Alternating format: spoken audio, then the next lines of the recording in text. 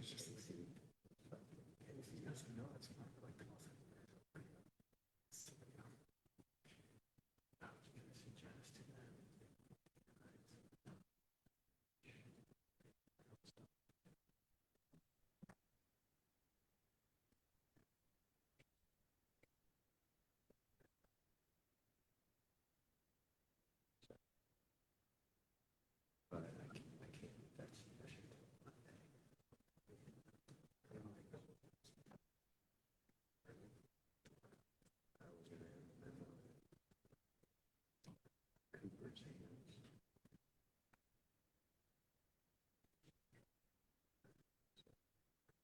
said, you know, it's the 21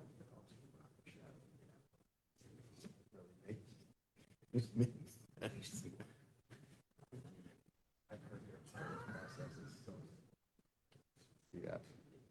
So anyway, I was just blanking on Heather's name, and I was like, I heard it before. Mhm. Oh, I'm sorry. Yeah. Okay.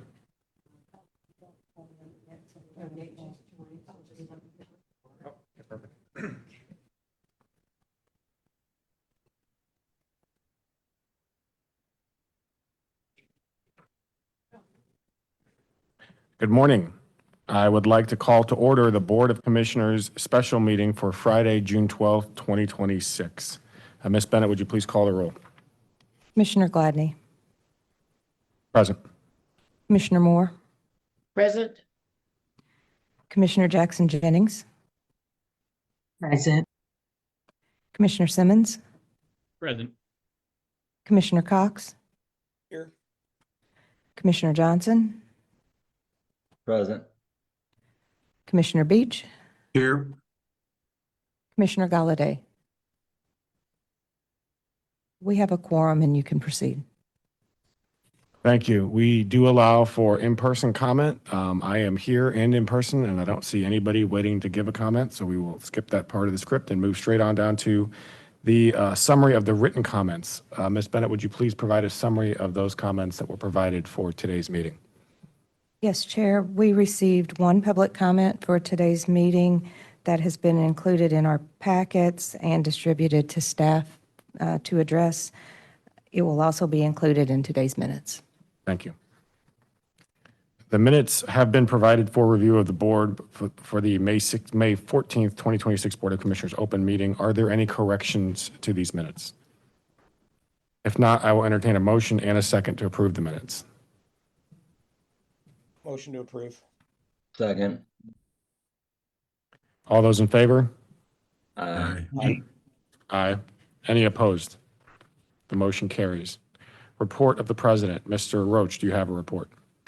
Very good. Good morning, Chairman, and good morning, Commissioners. I appreciate you allowing me a little extra time today as I have some very important updates to you. But before I get to those updates, first I want to mention that we are well into budget process, and that is moving along. As you know, St. Clair County Transit Districts have completed their process, so we really always appreciate St. Clair out of the gate.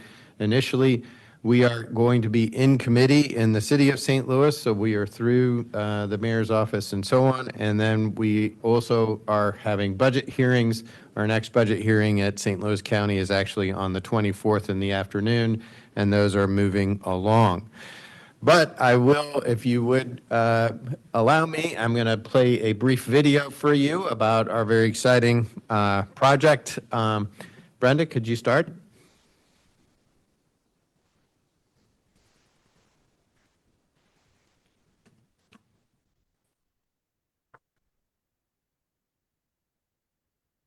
We have audio?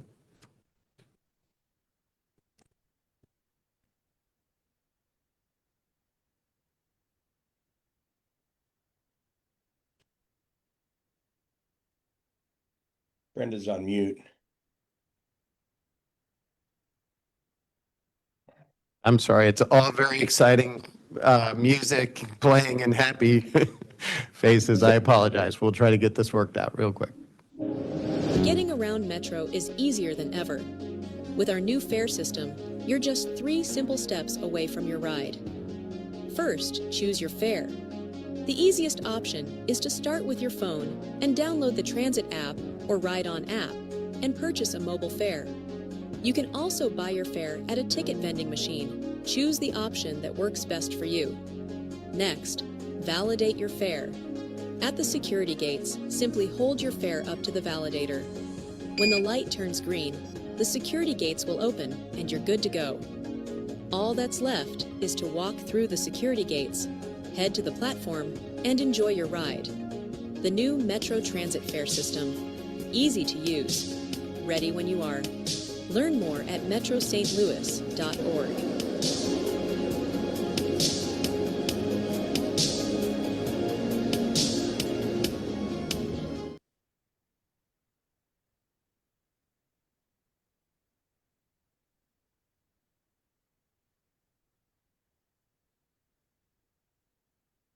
And now moving forward, I have a very brief slide presentation to update you on how the FAIR program is going, which of course ultimately it's very important to remember that this is a parallel project with the Secure Platform Plan. We are going through 2 major infrastructure moves. As far as the public is concerned, they're really one. However, there are many different contracts that are very complex and mean that we have a lot of things going on at one time. But it's really critical that we fuse these pieces because when you're going through the transition, we have to be sure that they are unified as far as the individual customers are concerned.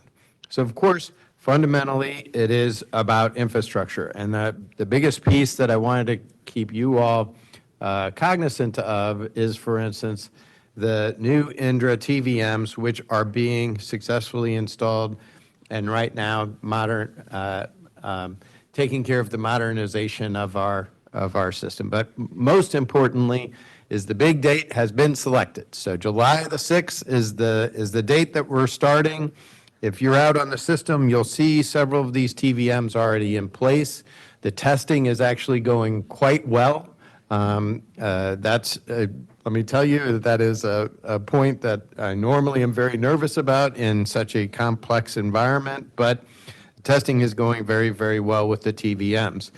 And then, if we can go to the next slide, essentially what's very important is we do a phased approach, and we're doing 13 stations at a time, and you're seeing in front of you a version of that. The stations in blue are our first. They are our highest ridership stations typically, so we're handling our folks as much as possible. It's very important that then we have extra staff there to orient and get the public used to the new fare system. Assist people with moving through a TVM, assist people through downloading the app, which is the most successful and the one that we really want to move folks to because it's the most efficient as far as that's concerned. And we'll go ahead and do that first phase on July the 6th. Then the second phase, which then is below there, as you see, you're seeing those stations marked in green. That will be very shortly thereafter then on July the 17th, okay? And then the same thing, that staffing will then move to the second phase, extra security staffing, extra ambassadors to just assist the public and talk to people about a transition of a very important fare system. And then we move on to phase 3. And you can see that marked there in purple.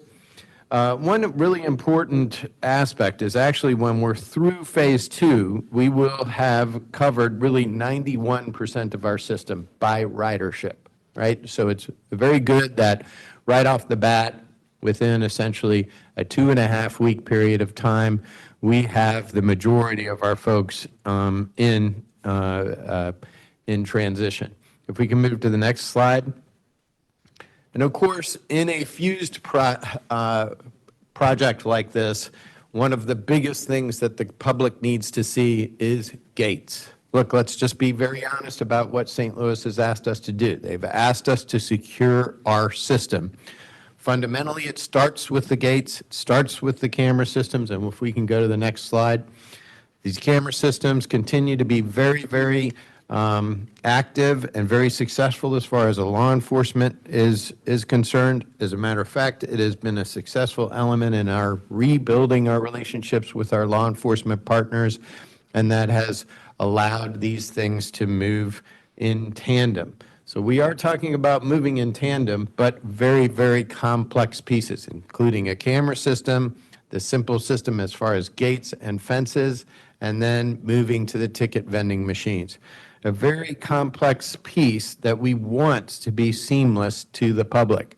But we're going to need to staff those stations and be sure that as we're moving through this transition, just as simply as helping someone navigate through the computer screen, encouraging people to download the app, those are really the fundamental pieces that we're trying to move through. I know I've been throwing a lot of information at you, but I just wanted to be sure that we were doing that, showing you what, for instance, our public-facing pieces were to, for instance, our partners, our regional partners, trying to essentially prime the pump as we're moving through this complex project. I'm hopeful that those are going great, but inevitably we'll hear some things that we can do a little better. I encourage you to reach out to me, ask for extra details. That's not a problem at all. Ask me details on pricing, on timing, et cetera. Those are welcome questions. And as a matter of fact, I'm working on a memo right now on the global project from Commissioner Simmons. Makes a lot of sense. You wanted to get an idea of how the combined projects work, and so I'm working on that right now. I'll CC all of you on that.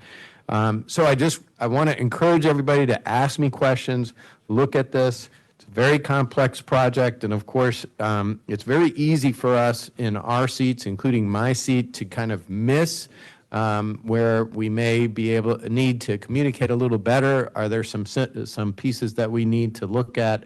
I just want to bring that and open up and ask you, Chairman, to open up the floor if there are any questions this morning on what I'm presenting. So I just want to thank you for your time this morning and, of course, the endorsement of this really groundbreaking and transit-changing project. Thank you. Thank you for that report, Talby. I wanted to thank you and your staff and your team for your your hard work and effort that you put to make this happen. I know we're about to enter the most critical phase of actually doing it, and things might change, and there will always be, adjustments need to be made on the fly. But I wanted to thank you guys for your work here and open it up to any questions. Mr. Chairman, I have a few. Toby, on the fares, the choices, one time I remember there was some talk of it was going to be easier and smoother for our riders, and there was going to be some of the choices being eliminated. Do you have an exact what that's going to consist of? Is it going to be easier for the riders? Yes, so we will really look at two phases, Commissioner Simmons, as we move through this, because we have a very, very important aspect as far as discounting fares for the elderly and disabled. So that means that we still are required to have two parallel payment systems to be sure that those folks who qualify for discounts are able to do that. So we have the team on the fare side have worked through that issue, and I'm not, and I'm going to have to defer to, for instance, Mr. Curran on that to discuss some of those active discussions about fare media. I will tell you that there's no question as we move forward on fare is a very important revenue piece for us. And I have a commitment to this board and to, for instance, our partners that we look at our fare system after we get SPP in place. Right now we haven't done any fare increases since 2016 or 2015. We have done an analysis of our fare structure, and it is possible that we could raise that, but we need to see that within the context of the affordability for the public. One of the good things about the system like this is we'll be able to do some of that analysis to see what choices are working. for instance, Commissioner Simmons, you bring up the good point.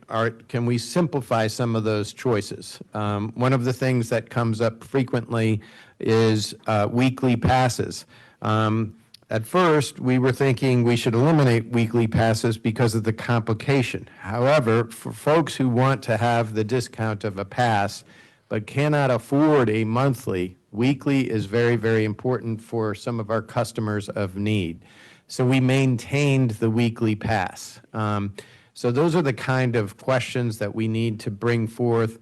I'm a little flat-footed on it just because I don't know all of the details there, Commissioner Simmons, but I can bring them out and include them in an additional memo. All right, thank you. Also, is Tom still over the FAIR program, or did that get switched over to Kevin?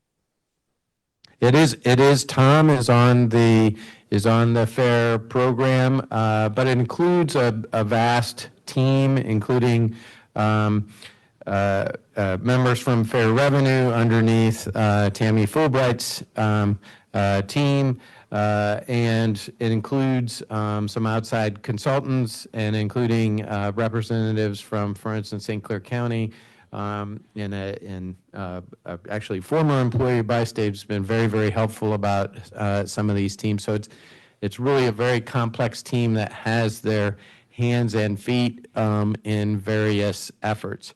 It is true that Mr. Scott is kind of the more of the leading general of that as far as the gates and, for instance, driving a project like this across the finish line, and Mr. Scott has been very instrumental in that. Mr. Curran has been more towards the side of the ticket vending machines and getting working through that negotiation with Indra, which I talked to you all about at our last meeting. And so he is driving some of those parts from an administrative side. So there's a lot of members of that team, and it would be really kind of a normal thing for me to note who all of those individuals are, because quite frankly, they're going to need compliments when we bring this across the finish line. Yeah, it was just because my conversation one of I had with Kevin was he had expressed that his part of this project, being the point of contact for the secured platforms, was on schedule, ready to go. And so I didn't know if he had switched over to take over what Tom had been doing, because I knew Tom has been doing all the fair stuff. So I was just wondering if who the point of contact of that would still be now. Would it be Tom or would it be Kevin? It is Kevin, so that's actually a very important, smart distinction. What Mr. Scott would say is my gates and fences are in place, right? The cameras are in place. They're ready to go. Now we're trying to drag the technical side, the fair side, which, and that's true, Mr. Curran has quarterbacked, and I think very, very successfully in a really difficult part. But as we were moving at this July date, and for instance, you all have been asking me questions about how the project is going, what does the transition look like? I asked, for instance, Kevin and actually Tammy Paris to help out and provide the, for instance, ramp up plan, because this is an all hands on deck type project. We need help from all aspects of the company. We're going to need volunteers at stations. We're going to need all of those small idiosyncrasies when something comes out. Tom has been, let me just tell you, I'm going to speak for him a little bit. He has been very welcoming of that help. And also, as you know, I have Kevin in charge of security and public affairs. So it's a natural nexus because it is that public affairs team underneath Kevin that has provided a lot of the public side of those materials that I've sent you recently as far as the communications. And for instance, that video, that's Kevin's team that produced that video, and I wanted it short and to the point, and I thought they did a really nice job. That's all in-house, no outside production there. So very proud of those pieces. But really, to characterize your question, Commissioner Simmons, you're right. We've seen a little bit of a shift so that we could get some of that leadership and drive from Mr. Scott.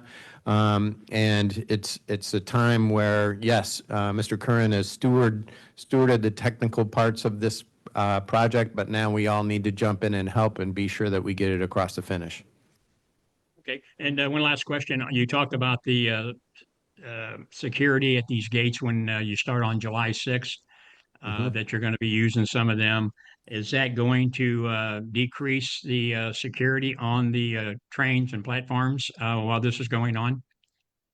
It is not. That's a great question. One of the reasons why we are moving towards the 13-phased approach is actually we had looked at, can we go to all 26 at once? I did ask the team to look at that because I thought it would be a really big splash and really good. But the problem with that is that it did result in the negative result that you're talking about. We would have had to pull security resources in order to staff that help, and that was untenable. We have to maintain the commitment of keeping security resources out there and in place. So the team has looked at doing the 13 stations with supplemental staffing without negatively affecting the staffing at other locations.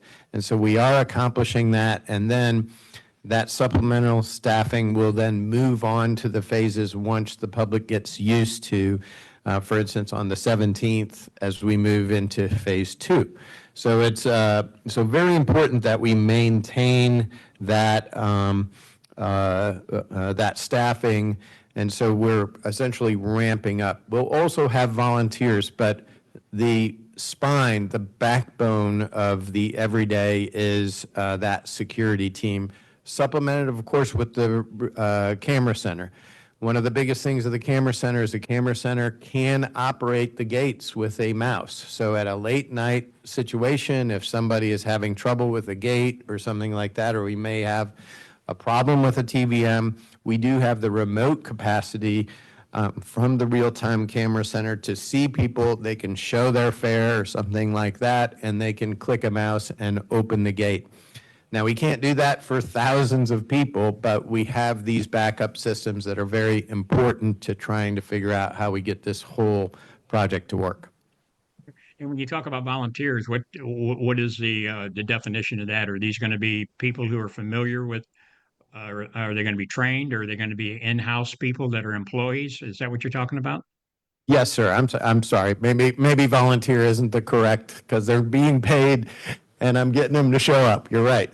So they would be trained, for instance, TSMs. I've leaned out to, for instance, I've asked Mary Lamy and her team to get some folks from the riverboats to help us out, right? We help them out when they have a big event. So now we do, we go both ways.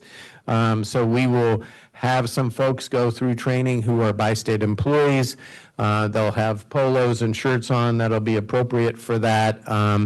I would say they're more like ambassadors, and we will essentially deploy as many people as we can to try to make the process friendly. So you're right, really. A volunteer is not the correct term. And is there any expected increase in cost with this rollout that you're doing? There are obviously there's an extra element to some of the security staffing, but we had that already in the budget as far as the SPP budget. Mr. Scott had already figured at having some extra hours in the Allied Security contract, and he has that. I don't happen to remember off the top of my head where it sits in his budget, but you requested the memo in the for me to draft in a kind of more global understanding of how all the finances work on this, which I'm drafting, and I'm going to include that where it actually comes from. I talked to Ms. Paris about that this morning. I just didn't remember off the top of my head. But I do know that it is budgeted. It's not unusual for us, for instance, to come under budget in a security contract in one way and therefore have it and hold it. Somebody who's really good and tenacious about budget, like Mr. Scott is, he will be very careful to try to guard what those pieces are so that we don't have to come back to you and ask for extra money. So that ramp up is budgeted as what I can tell you. I can go ahead and get those added costs just so you can see. It's not that much, but it obviously in the whole ball of wax of how a project like this comes through, it is very important. Fine, thank you. Thank you, Mr. Chairman. I'd just like to say, Herb, you ask a lot of really great questions that good information there. I want to say too that I think the commercial is great and looking forward to seeing that really spread out on social media and all over the metro area because I think that it's going to be really beneficial to those who are maybe even hesitant to ride to see that, we've made a lot of progress. And I know you said St. Louis tasked us to do this. I know that this board has had so many difficult conversations and decisions over the last decade just to get to where we're at. And I appreciate everybody along the way. And those have been some tough things that I know, Herb, you've been through a lot of them and stuff, but there's been a lot of people behind the scenes that worked really hard. So it's great to see this is finally coming to the spot where the public can actually enjoy a safer system and a more modern system. And I personally think that when it comes to the fares, that we might see an increase in that dollar amount as well, because you can't get through until you present your fare. And so maybe we won't have to increase. Maybe we can be one of those things out there that is just a great value to ride. So I think all around this is great, and I'd like to see something that maybe you can put together, Talby, that would really showcase this to the public. And maybe if you want to invite the board or any influential members that have been a part of this along the way to once it's up and running, because I know there's probably, with anything, there might be some hiccups in the beginning, but to really showcase how it all works. Thank you, Yeah. Commissioner Cox and Commissioner Simmons. Look, and quite frankly, I've been remiss. We don't do any of these things without the investments of the board. You all have authorized all of these moves. This is an absolute partnership. We don't have a single gate, a single camera, or anything out with it without the endorsement of the board. That's actually a very good and valid point. I appreciate you bringing it up, and I want to be sure that I express my gratitude to this board for the support of a project as groundbreaking as this. But we got to get through. These next few weeks are going to, let me just tell you, are creating a lot of anxiety in our offices right now. I will just be very honest with you. June's going to be quite a challenging month. But I do think we're going to get there. We can expand now that you've seen that shorter commercial, which is, of course, a social media type thing. I do think that the best date for us to really do, for instance, board members and electeds to be out in the media probably will be the August 17th date, because then at that time we'll have 91% of our system covered, right? And we'll have some of the bugs out. There won't be any, folks won't be vulnerable if we have some transitions. Look, we're staff. We're supposed to deal with the difficulties right now. When it comes time to cut ribbons and celebrate, then I really want to advance the board's presence and our electeds' presence. And I think that the best target date for that is then beginning of phase 3, where we'll be 91% complete with the project. So that's the kind of timing I was thinking about. But of course, all the ramp up is very important for us to work on. Thank you. And Toby, one other thing on that memo that you're putting together, I think it would be beneficial also if you could add in there a yearly fare audit report. I'd like to see where we are on that, what type of percentage we are running on the fares. Well, I actually do have some good news there. I think actually, as Ms. Paris pointed out, when we did the initial pilot on the stations and we manned the gates. So remember, we did physical manning of the gates to try to see that they were operating well and what would happen. We actually saw an increase in fare revenue at those stations. Tammy, do you want to just comment on that just very briefly, if you don't mind? Yes, so we have picked up on the revenue side through this fiscal year due to that. And the current amount, I think it was the April financials I was looking at the other day, we're up about $1.5 million. So I do believe that as this continues to progress, we're going to see increased revenue as we keep moving forward. Tammy, if you could put something together for that memo that Mr. Roach is putting on, I would be interested in seeing that audit report per station, all 38 of them. Okay. If we could do that, I'd appreciate it. Okay, Thank you. sure. Any other questions or comments for Mr. Roach? Okay, Talby, thank you for that. And again, thank you to the staff for all your hard work and the work you're going to continue to do on this. Moving up, number 6, report of the Audit and Finance and Administration Committee. Commissioner Jackson Jennings, do you have a report? I do, Mr. Chair. Good morning, everyone, and thank you. A virtual meeting for the Audit, Finance, and Administration Committee was held on May 28th, 2026 at 8:30 a.m. The draft minutes of that meeting are included in the meeting materials today under item number 6. The AFA committee recommended approval of 4 items, which are noted on today's agenda as consent agenda number 10. A, contract award, background checks services, resolution number 1498. B, contract award, medical plan administration services, resolution number 1499. C, chapter 30 and chapter 50, board policy revisions, resolution number 1500, and D, draft FY 2027 annual audit plan, resolution number 1501.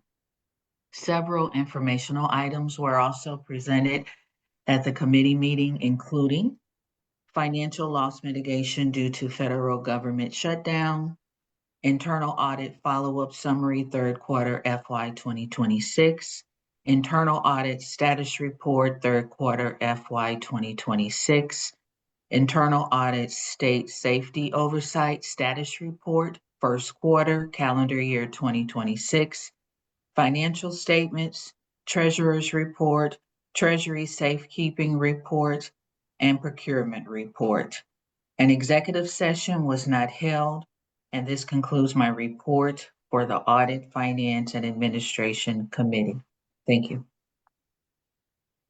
Thank you for that report, Commissioner. I also wanted to flag that consent agenda item C that she mentioned, Chapter 30 and Chapter 50 board policy revisions. I think there was maybe a member or two that wanted to ask a question of staff on that. I wanted to give them a chance to do that and didn't want to sneak it in there on them. So if there is any comment or questions from the staff on that, of course on any of these other items, but specifically on that, I wanted to give any commissioners a chance if they wanted to. Chairman Gladney, it's Deborah Moore. Yeah, I did have a question. I think I mentioned it to you in our conversation yesterday about the change in authorization for the president to authorize up to $250,000 rather than $100,000 on claims. And I was just wondering why the increase was necessary, because $250,000, it's a lot of money. And I was wondering why that increase was necessary. And I did get a chance to talk it through effectively because of obligations yesterday. And that was the question I had for you. Okay, I think Mr. Lenars has some comments here, and then I might be able to answer some as well, but go ahead. Okay. Commissioner Moore, thank you for that question. These changes, when Kathy Britton left her position, I asked her to kind of do an audit of our methods of settlement authorization and reporting to the board. And Ms. Britton, we had every year we've had a meeting with the, it's either the executive committee or just the president, the chair and the vice chair. It may be the chair and vice chair. And Commissioner Simmons and Commissioner Gladney attended that meeting last year, and we presented a wide range of information on claims and discussed with them in depth how they would like reporting to the board to exist. And so you will see, first of all, in subsection 3 of, what's the provision here? Let me get the right. It's 30.060 G, no, H3. There we go. I'm sorry. So if you look at that, we discussed how we want to report to the board. So the Director of Risk Management is going to start doing an annual update to the full board, not just to the chair and the vice chair, about so we can be more transparent and strategic with the whole board about what's going on with these cases. Because I don't think previously the board was actually getting that. I think only the chair and the vice chair were. And so what we did there is, we're going to describe the whole overall risk management program, talk about our insurance rates, whether our rates have gone up and down in what areas, what trends we're seeing in terms of these cases. Are we seeing a growth in claims? Are we seeing a growth in work comp? Are we seeing a growth in accidents? What have you? So we can think strategically and have a dedicated time when we do that with the board. So that's the intent of subsection 3. And in that meeting would also provide all cases in which there was a settlement or anticipated settlement of over 100,000, and we would do a detailed report on all of those cases to the full board. So with that, and we did that report to the chair and the vice chair last year to test it out. They thought that was a good approach. And so we're attempting here to codify that and put it, and we give that to the full board in the fall. That's the intent there.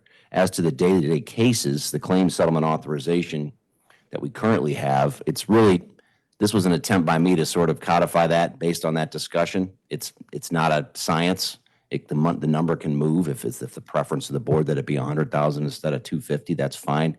It was really just an effort to try to say, how much information does the board want and how much information does the board need? What's the right level of information that you all want to see? And that's really your call.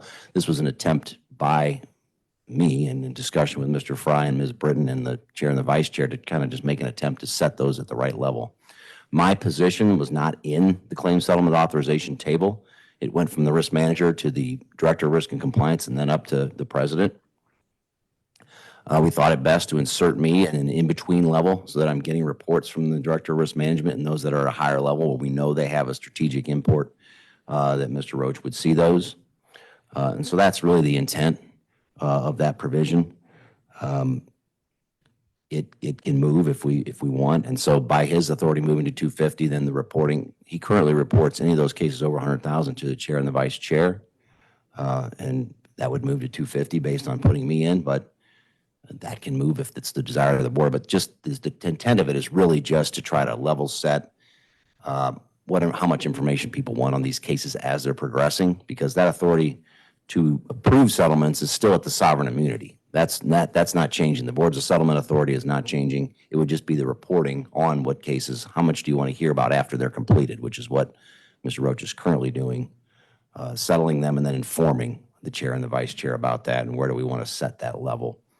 So that's all this is, and I'm happy to take any questions about it. I do think it's very important that we add as well that strategic reporting that we're adding, which didn't previously exist, which we want to start doing in the fall. We think that's a critical piece that we want to start sharing with the full board and not just the chair and the vice chair. Thank you. Happy to very answer much. questions. Thank you so much. I appreciate the response and I understand the process a bit as a process, not functionally within the agency's system because of my role and involvement in that. And Sure. and I can't speak for any other commissioner, but holding that at the 100,000 level as opposed to moving it up would really ensure, transparency and understanding. But I think it improves the understanding of commissioners with just what you face as an agency. People would really be surprised at what we face. And I'd like to see that hold at 100,000 just for, information, knowledge, understanding perspective. But again, I don't speak for any other commissioner. Does anybody else want to opine on this? Yes, I'd like to weigh in due to some recent issues that I'm looking into. I would like to revert back to that the 100,000 as Commissioner Moore is referring to. I guess my question would be, how much more is it? I mean, is it a ton more? Or is it, do we need to meet? Is this gonna take more meetings? You know, I don't know that. Because we don't see. Just so, I'm sorry, go ahead. I'm sorry, I thought you were done, but are you done? I'm Basically, sorry, go yeah. ahead. How much more, I mean, will we be involved, you know, from the difference? So to be clear, what Commissioner Moore is referring to is the reporting to the chair and the vice chair. So it wouldn't affect the rest of the board at all, actually. So currently, the president reports any settlement above 100,000 to the chair and the vice chair. It's not for approval, it's just to inform them that this has happened. So that level would be going up from 100 to 250. I would prefer not to discuss in the amount of cases for Understand. reasons that I'm sure you understand. Yes. I know you love transparency, and so do I, but even in Yes. this case, I think we'd all agree we're not going to talk about that. But I can say it would probably cut the one number of reporting that they get in half, roughly, I would say, based on the numbers that I have. But yeah, now but I understand it a little bit better. I'm with Herb, and if it's just reporting to the chair and the vice chair, and that's what they want, then I'm for that as well. And it's fine. There's an easy amendment I can suggest if we want to do that, and I can outline what that is so it's clear to the board what they're approving, if that's the board's wish. I'm supportive of that as well. And Deborah, you're going to be the new chair, so you're creating more work for yourself. So Yeah. I'm happy to Okay. to I'm shift up that for on the the. challenge. You made it through with the structure being 100,000, and I'm assuming I can make it through as well. If not, I got you to call on and to rely on. That's right. I do think the other part of this change, though, without getting too much detail on this, is important because in previous meetings, we'd get a list of cases and they'd go through them. And quite frankly, we're not on the, I'm not litigating these cases, neither is Herb. So it helps us more to see what are the trends. Are we having a lot in this area or in that area? And then there's a risk management piece that comes along with it. So having it in that sort of a digestible form for the board, I think is very important because what we're looking towards more is trends. We're not sitting in discovery and conducting depositions. So I think that makes a lot more sense. So I think, Greg, correct me if I'm wrong, can we just offer an amendment to that to keep the level at 100,000 and otherwise approve it? I think the appropriate action would be when we get to number 9. You would want to suggest an adjustment to the consent agenda Okay. to remove that item. And then we will make an amendment on that item, which I will suggest the amendment for the board to make, and then we can do that at that time. Okay, perfect. Okay, moving on to item number 8, item number 7, report of the Operations Committee. Commissioner Moore, do you have a report? I do. Thank you, Mr. Chairman, and good morning, everyone. A virtual meeting of the Operations Committee was held on May 28th, 2026, following the AFA committee meeting. The draft meeting minutes of that meeting are included in the meeting materials today under item number 7. The Operations Committee recommended approval of 4 items, which are noted on today's agenda as consent agenda item number 10. Item E, contract award, DeBolivar Facility Cleaning Services, resolution number 1502. Item F, contract award, purchase of ADA compliant vehicles, resolution number 1503. Item G, contract award, refuse removal services, resolution number 1504. And finally, item H, dissolution of Hanley Road Corridor Transportation Development District, resolution number 1505. In addition, at the committee meeting, an operations report and a workforce update was provided by Ron Forrest, Executive Vice President and Chief Operating Officer, Metro Transit. An executive session was not held, and this concludes my report for the Operations Committee. Thank you, Mr. Chairman. Thank you for that report, Commissioner Moore. On to item number 8, report of the Safety and Security Committee. Commissioner Simmons, do you have a report? Thank you, Mr. Chairman.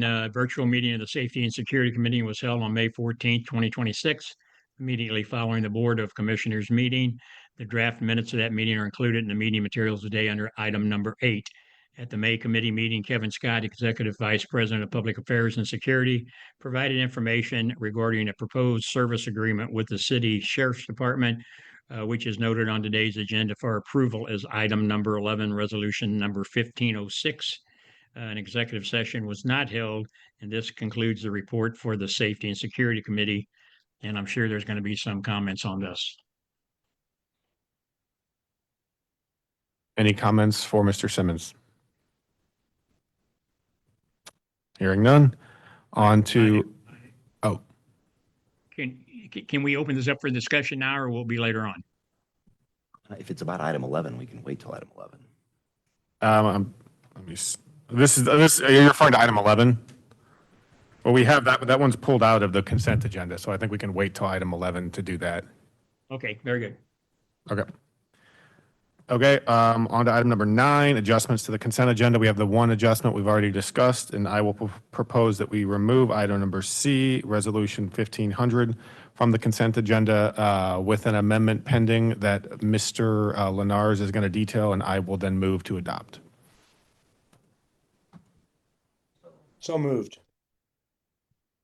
So the proposed amendment would be to, let me pull up chapter 30 here, sorry. Section 30.060, board policy, subsection H1, to remove subdivision C. And also subsection H, subdivision 3, to remove the striking of the number 100,000 and the addition of the number 250,000, thus leaving the number at 100,000.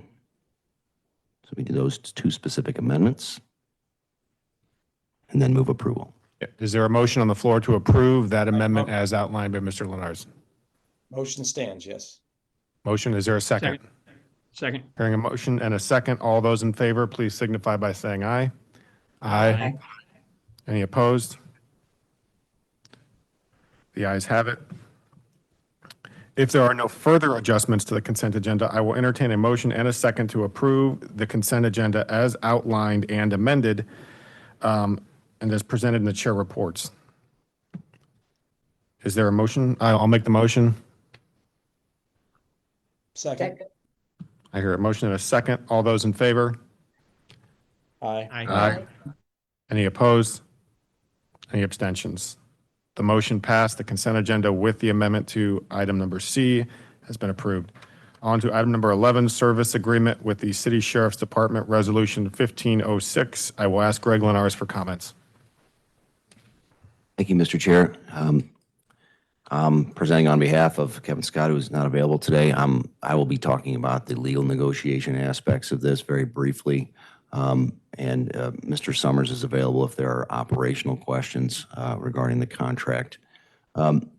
So this item was presented to committee for information regarding the moving of our services contract from the St. Louis Metropolitan Police Department to the Sheriff's Office.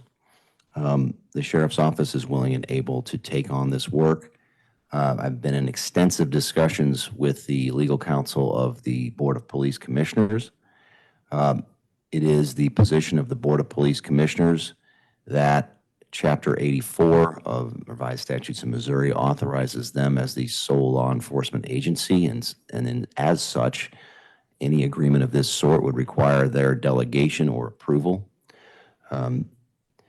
There is no opposition to the contract per se, but they want to codify that in an MOU with the Sheriff's Office. So the Chief of Police is on board with this approach, as is their legal counsel. They're in favor of this agreement in principle. And the Sheriff's Office, I have confirmed with them as well that they are comfortable signing a memorandum of understanding between themselves and the Board of Police Commissioners to authorize this contract to proceed. But this board is not in a position to approve the contract as we've discussed it and previously presented it until such time as the MOU between the sheriff's office and the police first exists in order to delegate us with that authority. So that is where we currently stand from a legal perspective. All parties I have spoken with indicated support for doing this. We have the legal authority to do it. We can negotiate these contracts under Chapter 70. The police commissioners can have that same authority, and so does the sheriff's office. Everybody's on board with doing it as far as I have been told. There were some concerns raised by the judges of the 22nd Judicial Circuit about ensuring that their coverage is maintained. We've assured them that it would be and are willing to put language in the contract to indicate that. That's the only substantive objection that I have. And so what resolution that you're being presented today would be to authorize the president and CEO to finalize that negotiation and approve it, because we don't want to wait for you all to reconvene in August and September to sign this contract if we get it through. And the principles of the contract would be the same as those which were presented in committee and have been included in your agendas. Essentially would be the outlining of the budget that is in the contract cost comparison. So we would be looking for, and that's what you'd be authorizing Talby to do with a 10% negotiating authority to have the 1 lieutenant, 1 sergeant, and 8 deputies for the cost amount that is included in that contract, and give Talby that authority to sign a contract to that effect once the Board of Police Commissioners and the sheriff are on board with doing so. I'm happy to answer any questions. I know this is a little bit unorthodox, but we do recognize that we have to have this, and so that's why there is the authorization to negotiate that was being requested of the board for Talby to finalize.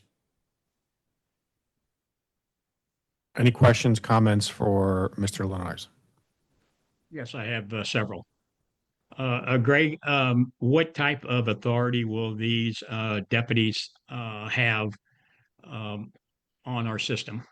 Or do they have an ORI number? Are they going to be able to detain? Are they going to be able to arrest?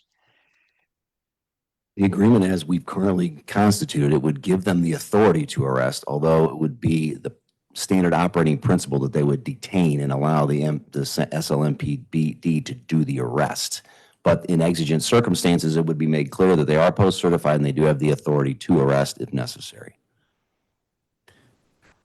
Can I, Commissioner, if I may, can I ask Mr. Summers to comment a little bit with his experience on how that will work from an LEO standpoint? Is that okay with you, Commissioner? Sure. Okay. Vern? Please unmute, Vern.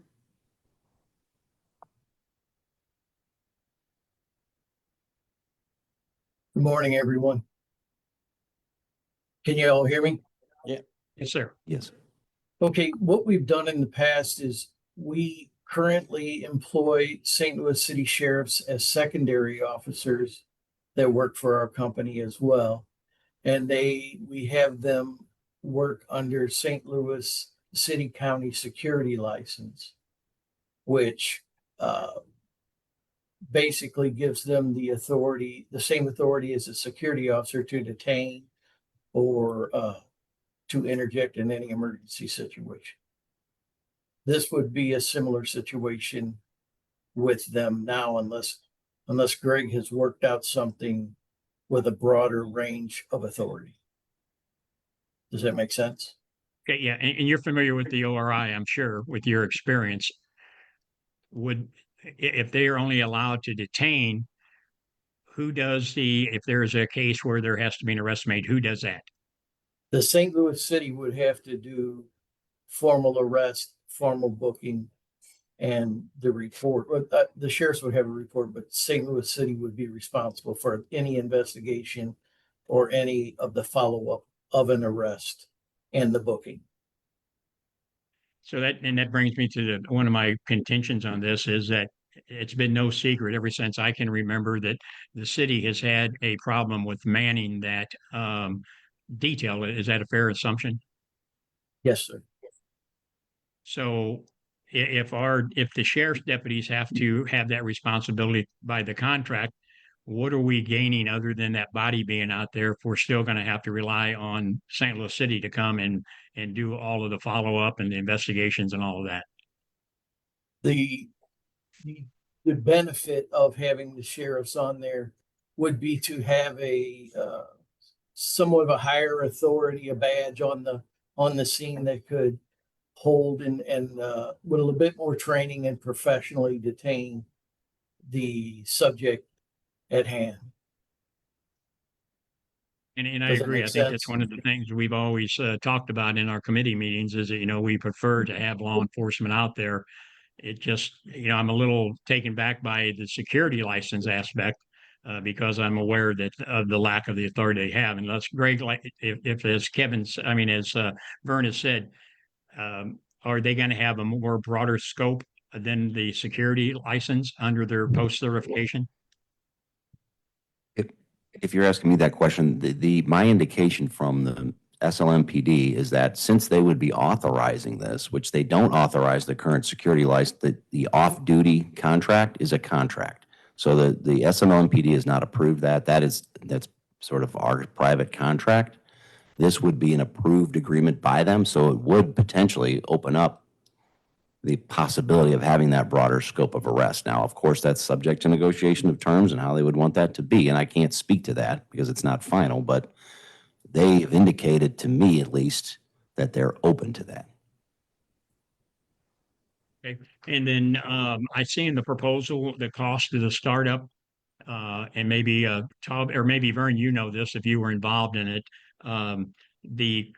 When St. Louis City, we were paying them for all those years and they weren't providing that service that we were paying them for. Was there equipment that we purchased for them on their startup of the contract? Mr. Scott handles the actual police contracts. I do all the secondary stuff. I do believe we did provide certain items, but I don't have actual firsthand knowledge at this point if what they were and how much we paid and things of that nature. I wasn't privy to that. Okay. Mr. Roach, would you know that off the top of your head or how could we find that out? I don't off the top of my head, but I'm happy to check into that, Commissioner Simmons. I think that's something that the board and you specifically needs to be ensured of. And if I can make one more comment. So what's very, very important in this is to continue to negotiate, for instance, with this chief, and we've done that. Chief Tracy has been in our office several times. And it really is more of a personnel standpoint. So we had to figure out how to do these things and be sure that SLMPD was on board with us, because we have to have a rigorous and really good relationship with them, because as you have pointed out, if we make an arrest, SLMPD, there will be a transfer of that. And for instance, we rely on the districts, so the individual police districts that we move through, to support us at individual stations. And that is done regularly and all the time. Bird can attest to that, where we get the district folks coordinating when we call, for instance, for help on an investigation and so on. A great example of this is we had, as you may recall, a couple of years ago, one of our sheriff's deputies involved in a defensive shooting situation at Civic Center. This was reviewed. It was, as a matter of fact, I think we gave a safety award to that officer because he did a really, really good job. Behind that, SLMPD did the investigation, right? So we have had circumstances, and my point would be this morning, where we have had this fundamental coordination.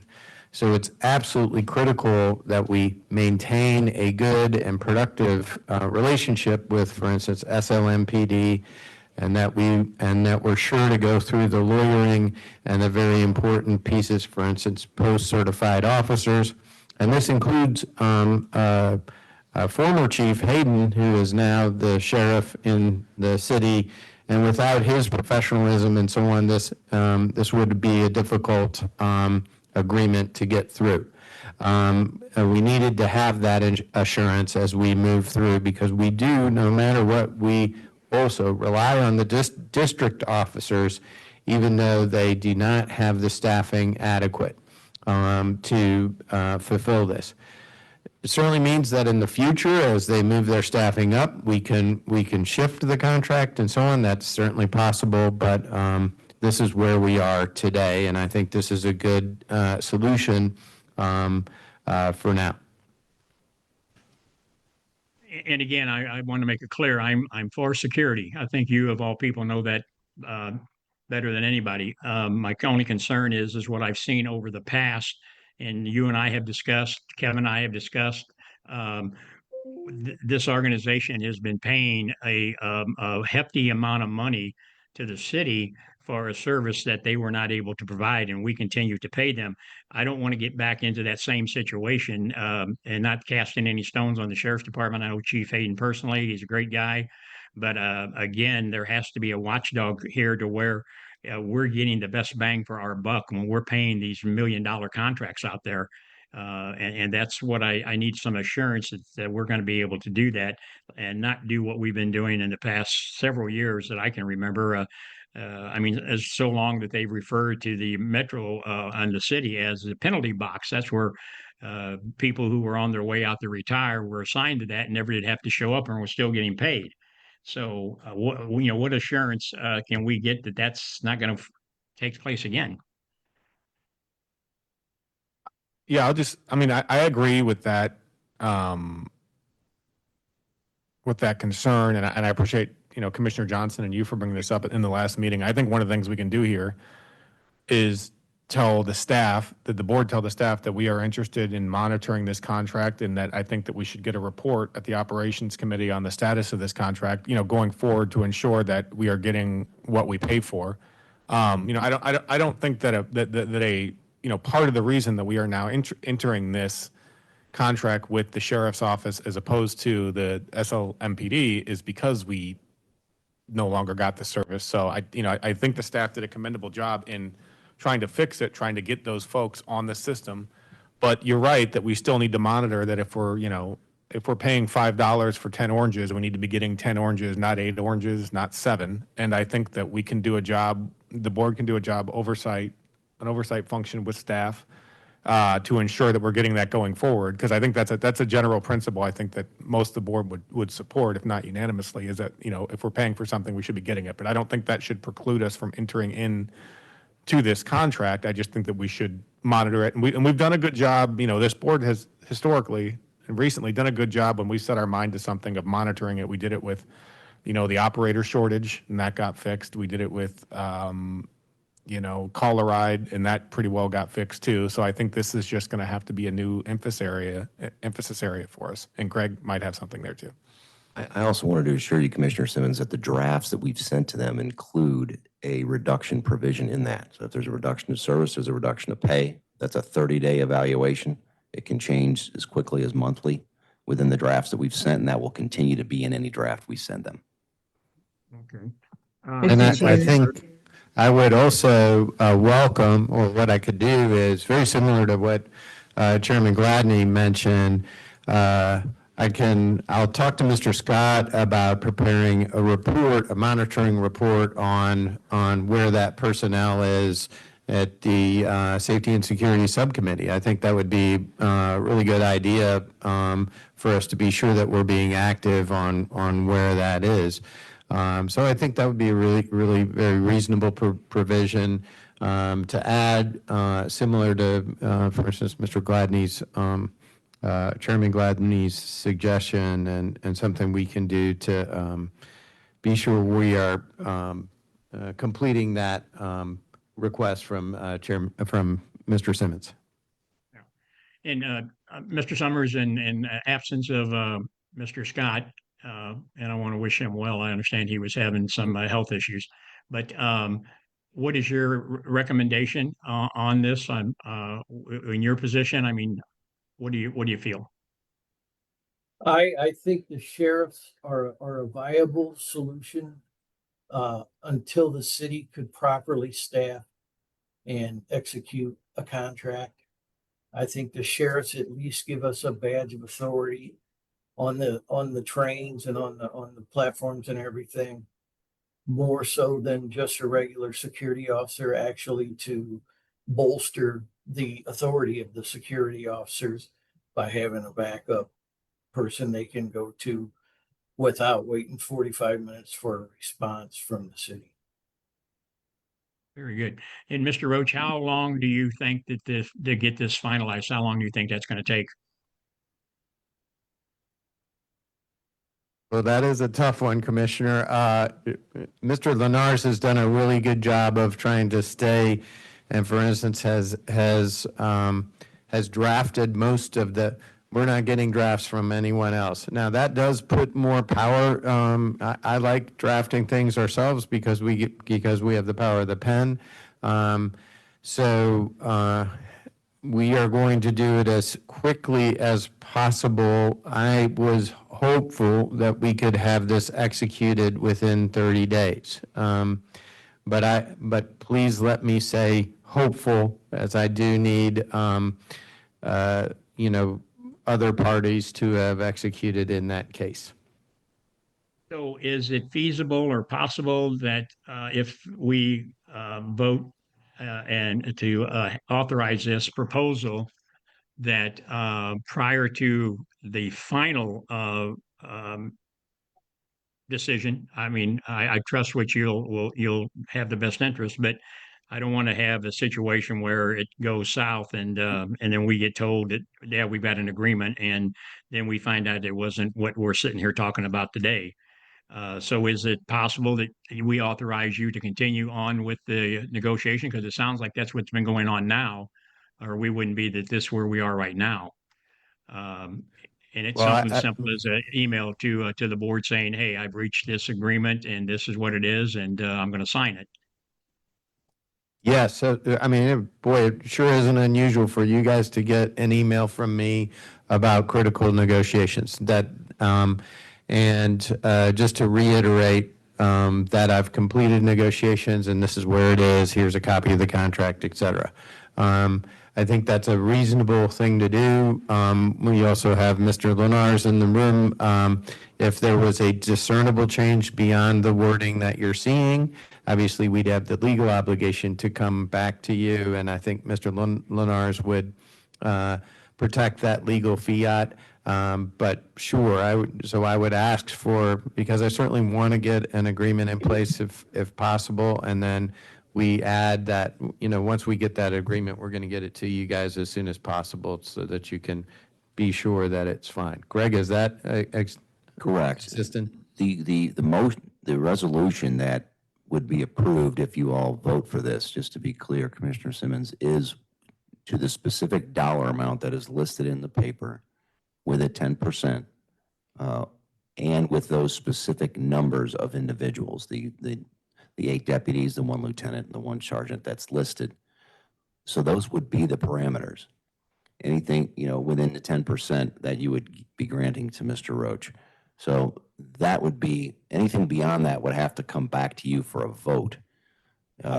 Anything within that would not have to come back to you for a vote, because we do want to lock these services in, but would be reported to you. And then you could ratify it at the next meeting. But that's how it's written just currently.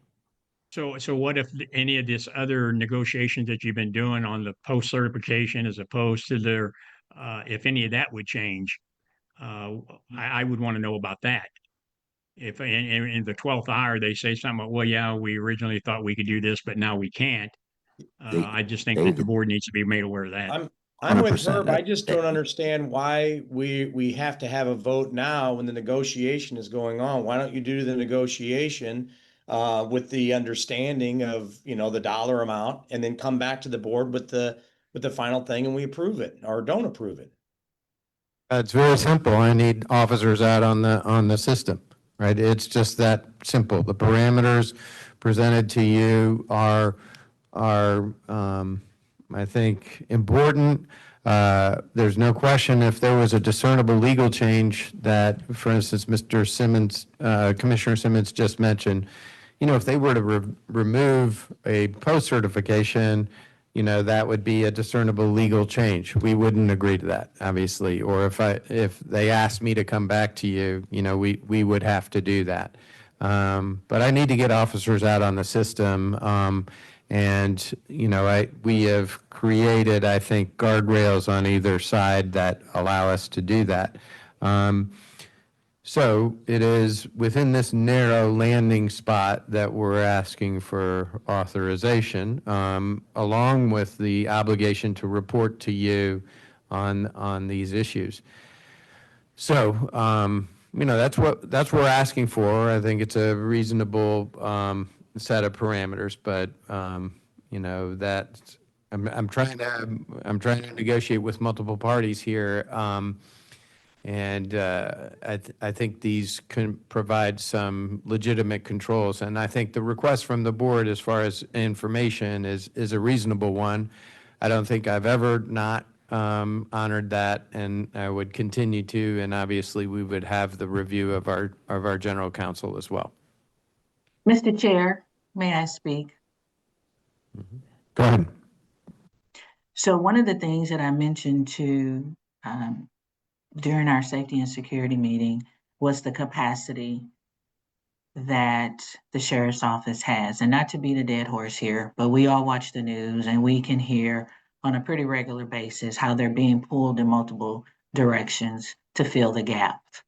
I would just also like to add and remind you guys that we need to make sure that we put in the MOU that we like to have a biweekly report on the staffing capacity and if they're meeting their full obligation to by state, because that is a concern for me.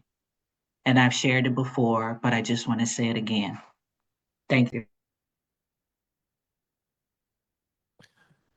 If I Thank you for may, that comment. And then just real quick to Commissioner Cox, I sort of agree with your concern there. The only issue I see here is sort of our meeting schedule and the difficulty we have getting a quorum, and the fact that we currently are not meeting again until August. So, conceivably, if they had to come back to the board, and if they have an agreement in 2 weeks, and we're not able to get together till August, that leaves what, I see. about 2 months without understand now. officer coverage. So that's and two, and I'll go to Commissioner Moore next, but to Commissioner Jackson Jennings' point, I think that's a reasonable addition. We can, if there are, we're trying to kind of make the sausage right now, but if there are any other reasonable additions, I guess that we could add those as amendments here to the MOU, and we could still pass it if anybody has any additional, things they think should be considered in the memo. And then what I would like to do is still leave this meeting with giving our folks the authority to negotiate. But if we have any additional input we want to put in, I think we should, wrap that up in an amendment and do it. Commissioner Moore, go ahead. thank you very much, Mr. Chairman. Just commenting on Commissioner Jackson Jennings' statement. I too, watch the news pretty religiously. And my concern was hearing that the sheriff's department would be used in the capacity during the summer to support the city at the parks, particularly where there are pools, because of the swimming pools, because of the incident that occurred last year with a young man. And I was very concerned that they might be pulled away, maybe caused by a legitimate emergency, but that the unit that we had was a dedicated unit to bi-state and not one that would be shared among other activities or other demands that were being placed on the sheriff's department. Yeah, if I can comment on that briefly, I'm sorry there's so many details here, but these are very important questions and did come up in negotiations. So for instance, I had to go to the mayor's office to be sure, that we had an understanding of moving forward on this contract. And she was very aware of that. And for instance, there was a couple of requests from on the sheriff's department, including the one that you just referenced in the parks, right? They had another request having to do with the housing authority that they turned down because that would overtax them, right? And they want to engage in the contract with us. additionally, within the contract, it is a dedicated force for this purpose. Okay, that is how the contract is worded. It is so we would have designated individuals who would be designated for our specific contract. So there is language in there for that provision, along with obviously us reviewing it. So I know that Chief Hayden was very interested in moving forward on this basis, and for instance, would allow him to build his department. And that was part of moving ahead here. So I'm sorry that there's so many questions here, but they're really important and ones that were addressed within some of the discussions, for instance, one specifically in the mayor's office. Thank you. So, Mr. Roach, I have a question. It sounds like all the negotiations is done. What else? What is there else to negotiate? Why aren't you just asking for the permission just to sign the contract? What else are you going to add into the contract? On our end, there's been no substantive disagreement with anything between us and the sheriff as to what the terms of the contract are, Commissioner. The only thing that has to be negotiated is the underlying MOU between the Board of Police Commissioners and the sheriff that would authorize us to enter into the contract. And so we have to negotiate that, or they do? We're pushing them to negotiate it. I've actually drafted the MOU between the two of them and handed it to them if they want to use it, but it's up to them to come to that agreement. So we've tried to provide what we thought the framework is, but that's really between those two parties to authorize us to enter into this agreement. And once we get that authorization, all the terms that everybody has mentioned today would easily be agreeable to the sheriff, and we would include them in the contract. I think getting the contract signed between us and the sheriff is by far the shorter pole in the tent.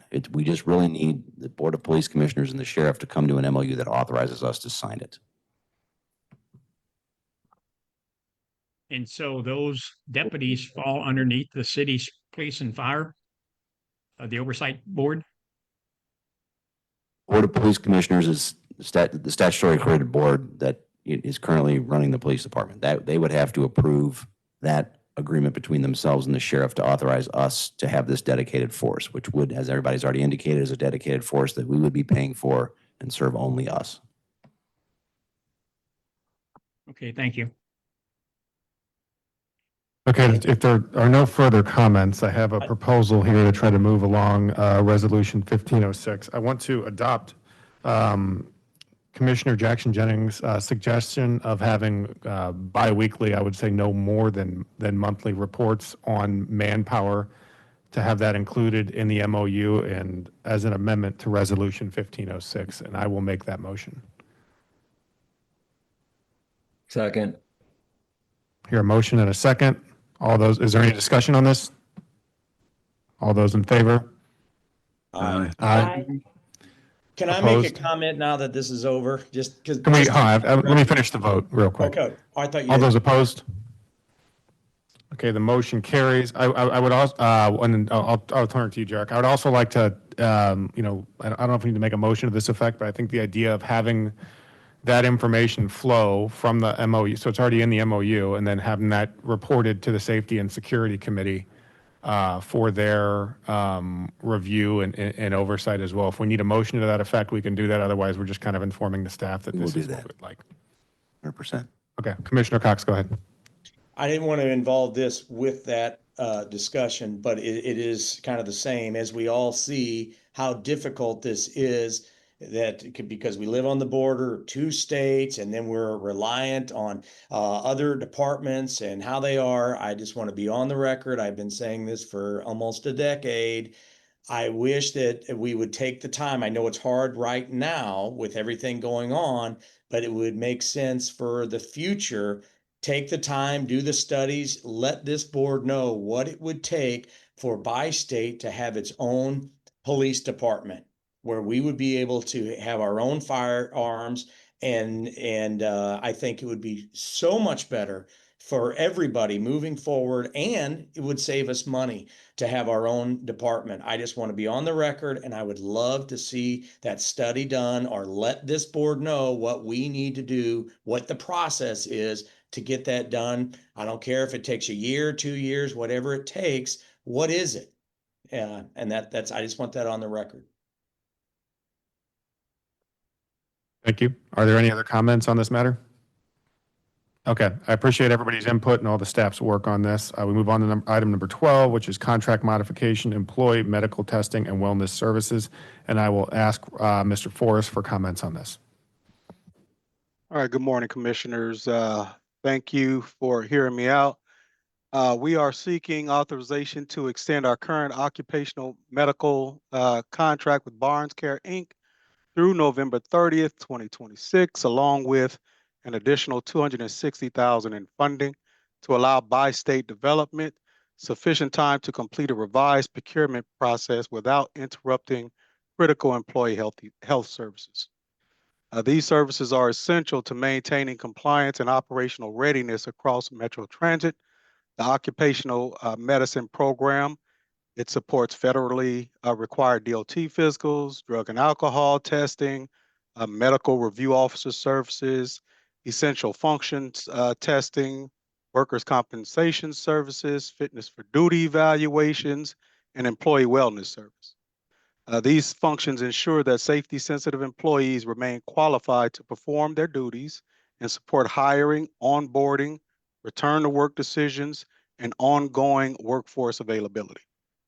The current contract with Barnes Care was originally awarded in May of 2021 and has previously been modified to support hiring activities and to extend the contract timeline while procurement planning was underway. In May 2026, the board was most recently approved an extension through July 23rd, 2026 to allow time to complete the next solicitation. During the development of the new procurement, management identified opportunities to improve future contract structure. The revised solicitation will allow for multiple qualified providers for certain services, such as DOT physicals and medical card services, which is expected to improve access to appointments, employee access to appointments, expand our geographic coverage, and reduce scheduling delays. It will also reduce reliance on a single provider for critical services, strengthening overall service resilience. Additional time is now required to finalize the revised solicitation, complete the procurement process, evaluate proposals, and award the new contract. To avoid any disruption in required medical testing, drug and alcohol testing, workers' compensation services, and related occupational health functions, we are requesting contract extension through November 30th, 2026. Management is respectfully requesting that the Board of Commissioners authorize the President and CEO to execute a modification to Barnes Care Inc. contract to extend the term through November 30th, 2026, and add $260,000 in funding, increasing the total not to exceed contract amount to $3,523,655. And I'll take any questions. Mr. Forrest, is there, again, rumors that we seem to always get? Does this have something to do with getting second opinions from the one provider that maybe on a return to work, they have denied it, and we are asking or telling our employees to go, they're going to be getting another opinion? Have you heard anything about that? I have, and that specific incident is now going through the grievance process. So I'm hesitant to discuss that. I will say though that we think that it's prudent for us to have multiple options, as is allowed through the FMC, the Federal Motor Carrier Administration, to have multiple providers so that we can get second and third opinions, so that if in fact there is some disagreement or there's a misapplication of a particular standard, that a single provider is measuring our employees' fitness for duty by, that we can go and get a second and even a third opinion if there needed to be a tiebreaker. Well, I think this is a touchy area, and Greg, weigh in here if you would. I mean, we're talking about employees. Is this something that should be discussed in an executive session? Because I have a real problem if we have a doctor or a clinic telling us a employee is not fit to return to duty, but then we're going to send them to another to get a second opinion. I think we're on a fine gray liability line there. Well, that's not the case here. So we may That's need what I was talking to about. You haven't heard any. That's what I asked you, and you said you'd heard about that. we may need to speak talk specifics here in another arena, but and only because of only because this is the particular matter that I believe you're referencing is in the I'm grievance not talking, there's no process. particular matter. I just heard that we were going to be looking for a second provider, and it sounds like that's what you're asking for here, Mhm. because there's been some employees that have been told that they can't return to work, and we want them to come back to work, and so we're shopping around for a physician or a clinic person to say, hey, yeah, they're able to come back to work. No, that is not the case. We are again we have a single provider. That's so all of our determinations are made based on that single provider. Now, we have had some concerns with some determinations by that single provider. In fact, I was so concerned that I had to schedule a meeting with Barnes Care to discuss this. And during that meeting, I found out that there was an application of a standard for that was being misapplied for our employees. Okay. And so, had I not had that meeting, then that standard probably would have still continued to be applied. And so, you know, as a result of that, it's our, um, we think that it's the most prudent thing to do to not have to rely on a single provider. Now, of course, all of our providers, they will be qualified to perform the functions in accordance with DOT. All medical information will be shared from one provider to the other. So in case, if someone goes to one provider and they get a medical opinion and they say they're not qualified, and then their personal doctor, they go to their personal doctor and their personal doctor says, hey, look, we don't see why you shouldn't be qualified. Okay. Then that person will have the opportunity to go to a second provider that's DOT certified.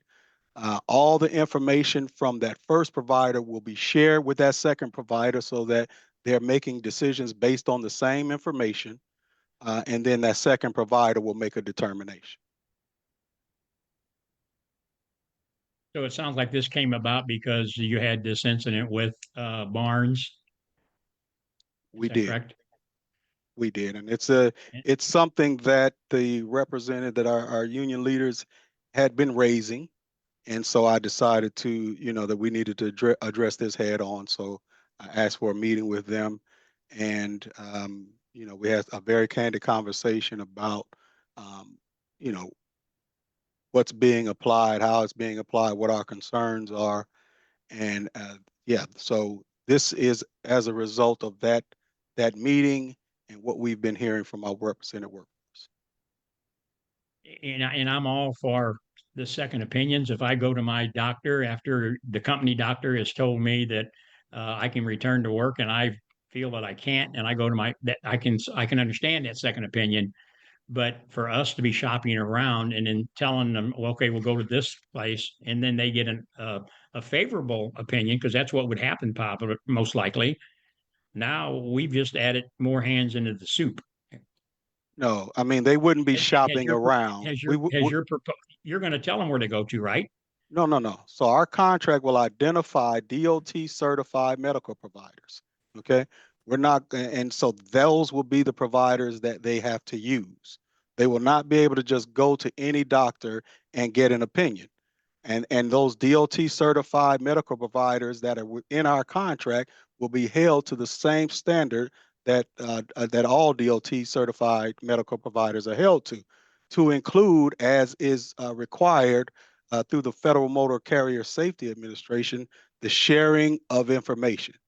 So they won't, if this is, it will probably be rare if it ever happens that a second provider will will come to an opinion that another provider does not come to, unless there's a misapplication of standard. Okay, unless there's a misapplication of standard, it'll probably be very rare that given all the same information, a second provider will come to a different opinion. But it still gives us that option to do so through providers that are fully vetted and fully qualified to make those determinations. So let's say that incident that you don't think may happen does happen, and they go to the provider at Barnes, let's say, and they don't get a favorable response. And the company sends them to that next provider that's on our list, and they get a favorable response. Who makes the decision if they come back to work or they don't come back to work? That's why we're looking to get 3 providers. So in that very rare case that happens, a third provider will be able to receive all of the same information and then give us a third opinion. Now, we're expecting that won't occur, or if it does, it's going to be a very remote occurrence, a very rare occurrence. But still, if we don't have multiple providers, then we are subject to a single person making determinations about a significant workforce of ours in the position that we're already in with our workforce, and then me finding out through meeting with them that they're misapplying a standard. And we can't, that's unacceptable. And I agree with that part. But again, there is some concern out there about this, and that's why I'm bringing it up. I don't Well, think the employees are enthused about it. But okay, you've answered my questions. Thank you. Actually, the employees are enthused about it. This is something that the represented workforce has an issue with, and we're solving this not only for us, but for them. So this is not something that we are imposing on them. This is something that they want to see happen. Okay, thank you. Is there any other discussion on this matter? Any other questions or comments? I will make a motion to approve this item as submitted. Is there a second? Second. Hearing a motion and a second, all those in favor? Aye. Aye. Any opposed? I oppose. One opposed. Any abstentions? It appears the ayes have it. The motion is passed. Moving on to item number 13, a virtual meeting of the nominating committee was held on June 9th, 2026 at 9 a.m. The draft minutes of that meeting have been included in the board packet under item 13. The committee voted to accept and forward to the Board of Commissioners for approval the following slate of officers for 2026-2027, whose positions will take effect at the adjournment of today's meeting. The proposed slate of officers is as follows: Commissioner Moore for chair from Illinois, Commissioner Jackson Jennings from Missouri as vice chair, myself from Missouri as treasurer, Commissioner Simmons from Illinois as secretary. Is there any discussion needed on this matter? If not, can I have a motion and a second to approve the slate of officers as submitted? So moved. Second. Hearing a motion and a second, all those in favor? Aye. Aye. Opposed? Abstentions? The motion passed. Congratulations to Commissioner Moore, Commissioner Jackson Jennings, Commissioner Simmons. I know you guys will all do a great job, and it has been a pleasure to serve in this capacity as chair for the last couple of years, and I trust that everybody will keep the good things moving forward here. Moving on to item 14, unscheduled business. Mr. Roach, is there any unscheduled business? Chairman, I have no unscheduled business. I'd move into the operations report from Mr. Forrest. Okay, thank you all. Let me pull up my report here. Share this. Okay. All right. Can you all see what I'm sharing here? Yes. Okay. All right. So I'm going to try to be as brief as possible, but I will spend a little bit more time on workforce updates and call a ride, managing our call a ride demand, if you all don't mind. Here's a snapshot of our workforce levels. Metrobus full-time operator staffing levels are nearing the set target of 619 operators. We're about halfway there with our part-time operator positions, but about half of them are still in training, so we're not yet realizing the service benefit of those operators. But that part-time workforce is going to be critical in helping us stabilize our service and increase our reliability. We made 20 Metrobus offers this last weekend and 31 call-a-ride bus operator offers this last weekend at our hiring event. Call-a-ride we have 190 of those 200 full-time positions filled and about half of those part-time positions filled as well. Okay, we still as you guys can see, we still are experiencing staffing shortages in vehicle maintenance and specialized maintenance positions. And so we have a lot of work to do there, but we're going to talk about that momentarily. All right. So what are we doing? We're continuing to make progress in our operator recruitment through our partnership with HR and implementation of measures designed to improve both the recruitment and retention. As a reminder, I've said this on many presentations. We've modernized our hiring processes through virtual interviews. We streamlined our onboarding and other initiatives. We've taken other initiatives to reduce barriers to employment. We're also making progress in developing apprenticeship programs for our maintenance departments. Hopefully, we're going to have that bus mechanic maintenance apprenticeship program up and running in the next few months. So we're building a stronger long-term workforce pipeline for these critical positions. Now, while progress is being made to address our workforce shortages, we're not where we need to be yet. In addition to vacancies, we continue to experience an unacceptable level of operator absenteeism, for instance. Currently, approximately 25% of our operator workforce is absent on any given day, and that's roughly 110 operators daily. So this has a direct impact on our ability to stabilize and grow services. But we're doing things to address those challenges. We're taking several actions. First, we are revising our attendance policy, which is currently more liberal than comparable transit agencies in the industry. We've also identified systemic issues that will need to be addressed through the collective bargaining process. In addition, we are engaging directly with our frontline employees. We're having candid conversations with them about how their attendance affects our ability to deliver the level of service we've committed to providing, and ultimately, how that impacts the customer experience. Now, switching gears to mechanic shortage.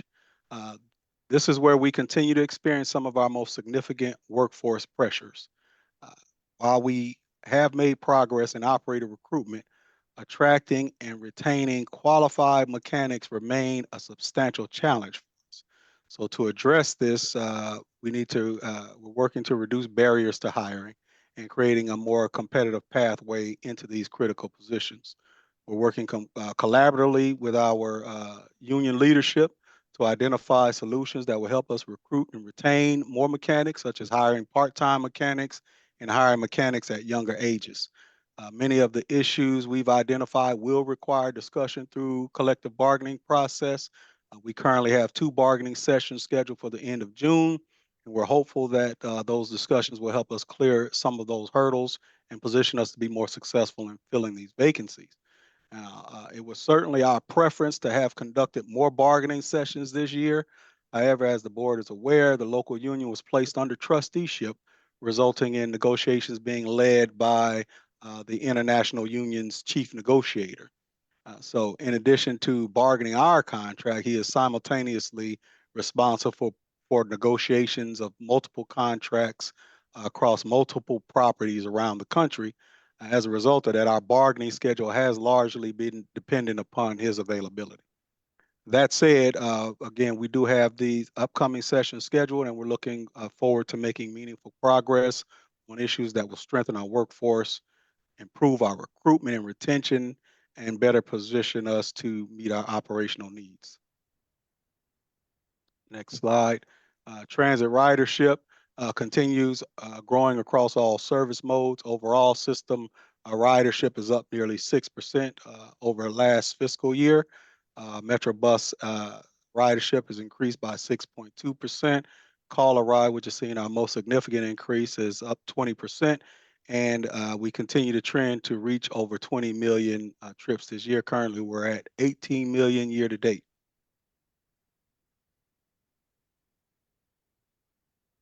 All right, call a ride. And so as shown on the previous slide, call a ride demand continues increasing at a significant pace. This creates operational and financial challenges for us. You can see from this slide here, the blue line shows our ridership trend, and from from April of 2023, it's gone up from approximately 20,000 trips to where we currently are at well over 50,000 trips. At the same time, the red line shows that we've reduced our trip denials to 0, and that has been consistent for over a year now. And the gray bars show that where our workforce is. So workforce has been sort of around the same area all year long. And at the end of this year, we're making some incremental increases, but we are doing more with the same, and we are at the very least improving, making sure that those trip denials, remain at 0. All right, so what are we doing to try to, improve our call a ride service? We've updated our no-show and late cancellation policies that hopefully that discourages customers from holding trip reservations until the last minute and saying, oh, all right, well, I'm not going to make that trip. We've also implemented additional demand management strategies, including expanding use of overflow providers and travel training initiatives that encourage greater use of accessible fixed route service when appropriate. In addition, we're evaluating strong enforcement of our conditional trip eligibility processes and policies to ensure resources are being utilized as intended. At the same time, we continue to focus on increasing call a ride workforce. Recently, we streamlined portions of the applicant screening process to reduce hiring timelines and bring qualified employees into service more quickly. We're also working to increase our overflow provider capacity and expect to have an additional resource available by the end of this year. I want to reiterate, though, that despite workforce challenges, the challenges we're experiencing, we are continuing to provide the trips our customers are requesting. We've maintained that 0 trip denials, even as the demand has increased significantly, again, with those trips exceeding well over 50,000 trips per month. Now, where the imbalance between demand and available resources has had the greatest impact is on-time performance. So currently, we're at approximately 88 to 90% of our trips being delivered on time. While we certainly, would like that to deliver every one of our trips on time, our established performance goal is 93%. So the workforce initiatives, demand management strategies, overflow capacity enhancements, and policy changes we're implementing are all intended to improve on-time performance while maintaining our commitment to providing every eligible customer with the service that they need. Now, a significant component to accessibility extends beyond the transit system itself, and it depends on the availability of safe, accessible pedestrian infrastructure. So while our travel training program is designed to help customers utilize accessible fixed route service when appropriate, its effectiveness is limited when customers can't safely travel from their homes to a bus stop. So to fully realize the benefit of these programs, can y'all hear me? Yes. All right. So Yes. to fully realize the benefit of these programs and improve mobility options for individuals with disability and limited mobility, our region must continue investing in pedestrian infrastructures, including sidewalks, curb ramps, safe crossings, and accessible pathways.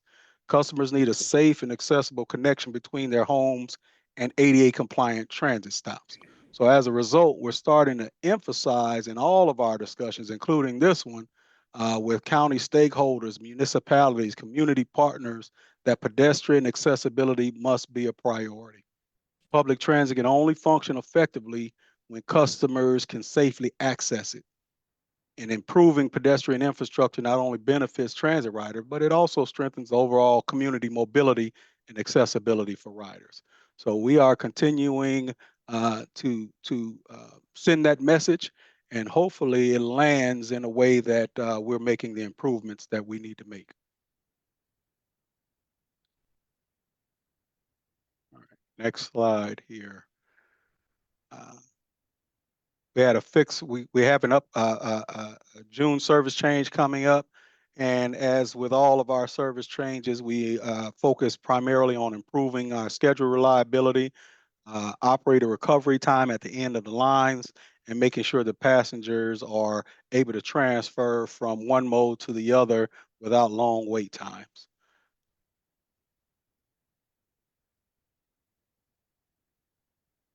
Next slide.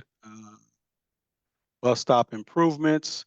We continue to invest in bus stop improvements through recently secured grant funding. Current efforts, we're focusing on 40 locations where we will be adding amenities. So we're making a lot of progress on that. We're adding shelters, benches, and other improvements at prioritized locations throughout our service area. We're working closely with CMT. We're going to be putting a lot more of those red benches out. So we're working with our community partners to make that happen. And so we should be seeing a lot of progress towards that in the next few months.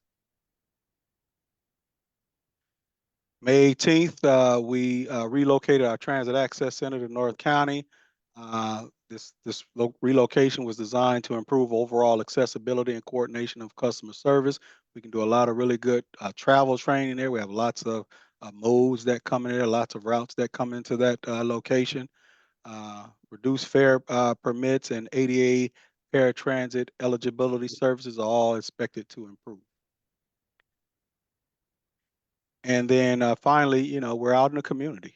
We had a hiring event last week, and that was pretty good for us. We were able to, provide a lot of offers for our operators. We have an event coming up this weekend, downtown St. Louis Living Tour, so we'll be out there marketing our brand.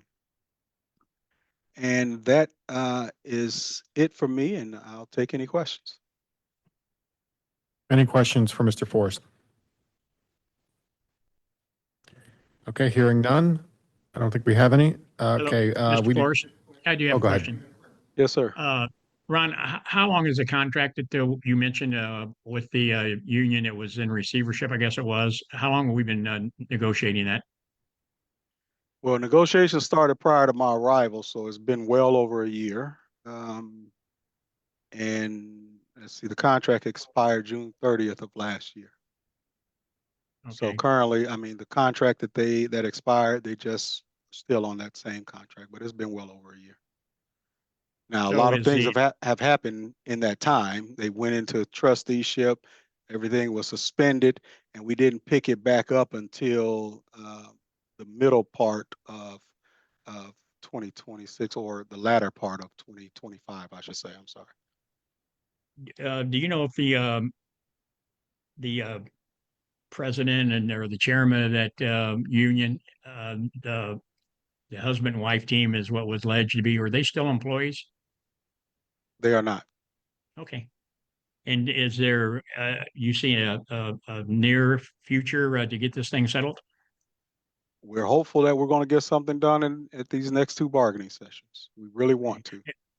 Or are they the ones that are setting the scheduling for the bargaining, or is our schedule just not allowing it? Well, we will make time. This is one of our highest priorities on the bi-state Metro Transit side, so we'll make time. Our schedule is largely driven again by their international chief negotiator schedule. Okay, very good. Thank you. You're welcome. Okay. Hearing no further questions, I do not believe there is a need for an executive session today, so we will review. Do I have a motion and a second to approve the draft minutes of the May 14th, 2026 Board of Commissioners executive session as presented as a closed record? And we're of course doing this in open session. Is there a motion? So moved. Second. Hearing a motion and a second, I believe a roll call vote is needed here. Commissioner Beach, Yes. Commissioner Moore, Yes. Commissioner Cox, Yes. Commissioner Johnson, Yes. Commissioner Jackson Jennings, Yes. Commissioner Simmons, Yes. Commissioner Gladney. Yes. Motion passed. I skipped over the call of dates for future meetings. Ms. Bennett, could you please provide a summary? Yes, Chair. The next Safety and Security Committee meeting will be held on Thursday, August 13th. The next Audit, Finance, and Administration Committee meeting, as well as Operations Committee, will be held on Thursday, August 27th. The next Board of Commissioners meeting will be held on Thursday, September 24th. And I would like to ask if the commissioners could check their calendars as soon as possible regarding the September 24th date and let me know of conflicts. That would be appreciated. Thank you. Thank you. If there is no further business, I would request a motion and a second. Oh, go ahead. There might be some further I know. business. Yeah, this is kind of business. It's not very often I agree with Commissioner Cox on probably anything, but he's right. This agency has tackled bigger issues than policing for generations prior to us even being around. We bought an airport. We've done a lot of things. And I know it may require congressional approval, it may require approval from Jefferson City and Springfield. But we're dealing with two, sometimes three post-certified agencies on the Missouri side, our county sheriff's department over here, plus a hire back of officers, if it still exists, from Fairview, Swansea, Belleville, Shiloh, perhaps. It's time to have to work towards getting our own transit police department and pay for it in-house. Whatever it takes, I think we've done bigger tackle bigger issues, and this was a very informed debate today. But I think we can avoid these concerns in the future if we bring everything under our one roof, any way it is required, by working with Congress or the two state general assemblies. That's all I have to say. Thank you. And Terry, since you injected my name, I'd like to say that I'm glad that you stand with that. And I would guess that you would also agree with me on the secure platform plan that this board's been working on for a long time, because I was 100% about that before Talby was even here. So I think you would probably agree with that with me as well. Oh, Maybe. yeah, certainly. Okay.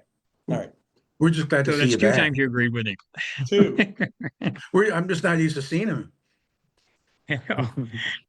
Okay, Shelby, one last question before we get out of here. The 79th Street retaining wall, a project, do we have a completion date on that? Yeah, I think the single tracking is getting eliminated this next week. So that's very good news. So that essentially is 90 something percent. There is some I know that there's some as normal, there's some erosion, carpet mats and so on that have to be put out on that, but let me just be sure of that. I was told that the single tracking was going to get removed next week, and that's a great element. Mm-hmm. Good, if you could just I check in that. I can answer that. I can answer that, Talby. So, Thank you. You're right. We will be prepared. The track will be prepared next week. Now, we have some operational processes that we have to go through, because this did occur at a time when we had an operator sign up. And so it will probably, we will even though the track will be ready next week, double tracking won't continue until the week after we go through the process of, the contractual process for the bid. Thank you. All right. Is there anything else? Okay. Yeah, one other thing, Sam, I want to just thank you for your leadership. It's been a pleasure working with you, and you've done an excellent job. Thank you, Herb. And likewise, it's been a pleasure working with all of you. You're staying on Okay, as if a there's- commissioner, Sam, aren't you? Yeah, he's staying on. Yeah, I'm not going anywhere. Okay. You won't hear from me as much. If there is no further business, I would request a motion and a second to adjourn the regular meeting. So moved. So moved. Second. All those in favor? Aye. Aye. Opposed? Okay, we are adjourned. Thank you, everybody. Transit police.